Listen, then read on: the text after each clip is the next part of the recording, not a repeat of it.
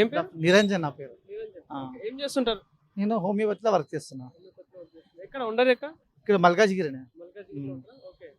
ఇప్పుడు తెలంగాణ రాష్ట్రంలో అంటే ప్రధానంగా గ్రేటర్ హైదరాబాద్ లో జిహెచ్ఎంసీ ఎలక్షన్స్ వచ్చే అవకాశాలు ఉన్నాయి కాబట్టి సో ఎట్లా ఉంటది? ఇక్కడ 3 పార్టీలు ఉన్నాయి కాబట్టి ఎవరికి ఎక్కువ ఛాన్స్ కనిపిస్తుంది? ఎక్కువ అంటే బీఆర్ఎస్ కేసీఆర్. బీఆర్ఎస్ ఎందుకు? ఎందుకంటే బీఆర్ఎస్ అప్పుడు కొంచెం మంచిగా చేసింది లేదంలే. అంటే ఇప్పుడు కాంగ్రెస్ ప్రభుత్వం వచ్చింది ఇప్పుడు మల్కాజిగిరిలో ఫుల్ ఆడ బురదల వల్ల వచ్చింది, నీళ్ళు చాలా కష్టం ఉంది. ఆడ నుంచి అక్కడ ప్లేస్ పోవాలంటే కూడా కష్టం అవుతుంది. అక్కడ సముద్రం లాగా అయిపోతుంది అది. ఆ పక్క పోవాలంటే భయము.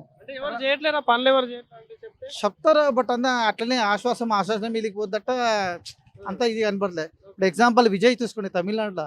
అంత విజయ్ ఇప్పుడు అంత మంచిగా చేస్తున్నాడు. ఇప్పుడు వాళ్ళకి జనాలు కూడా చాలా సపోర్ట్ ఉంది. ఇప్పుడు విజయ్ ఇండిపెండెంట్ గా గెలిచి వచ్చినాడు. ఇప్పుడు అన్ని అప్పుడు కరుణానిధి అవ్వచ్చు, మళ్ళీ స్టాలిన్ అవ్వచ్చు, వాళ్ళు కొడుకు ఉండొచ్చు.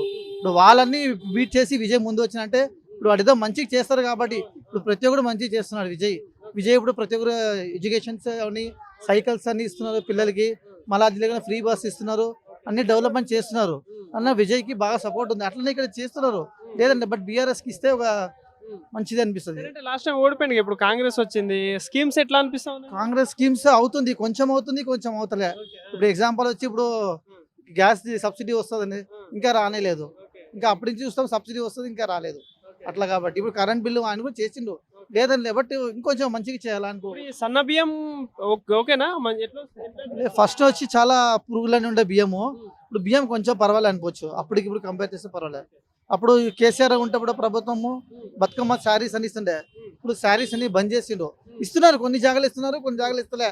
ఫుల్ ఆ శారీ కోసం జనాలు ఫుల్ ఆ శారీ కోసం పొద్దునుంచి అక్కడ కొట్లాడ కూడా అవుతున్నాడా ఇక్కడ మల్కాజిగిరి. ఇప్పుడు మీ మల్కాజిగిరి ఏరియాలో ఇక్కడ ఎమ్మెల్యే ఎవరు? ఎమ్మెల్యే అయినా రాజశేఖర్ రెడ్డి, ఆయన అదే.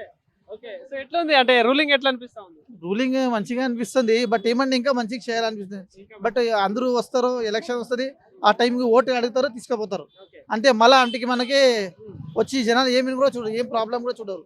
అంటే ఇప్పుడు ఇంతకుముందు కేసీఆర్ గవర్నమెంట్ చూసిల్లు, ఇప్పుడు కాంగ్రెస్ గవర్నమెంట్ ఉంది. కమింగ్ డేస్ లో బీజేపీ ఏమైనా అధికారం వచ్చే ఛాన్స్ ఉంటుంది ఇక్కడ? బీజేపీ వస్తున్న మంచిదే. బట్ ఏమంటే అన్ని కాస్ట్ ఆఫ్ లివింగ్ హై అయిపోయింది. ఇప్పుడు ఏది తక్కువ లేదు. ఇప్పుడు టమాటా తీయాలంటే 60 రూపాయలు ఉంది కిలో. ఇప్పుడు సామాన్యుడికి చాలా ఇన్కన్వీనియంట్ అయిపోతుంది. ఇప్పుడు పెద్దోళ్ళు వాళ్ళు పైసలు పెట్టి తీస్తారు, అది నడుస్తుంది.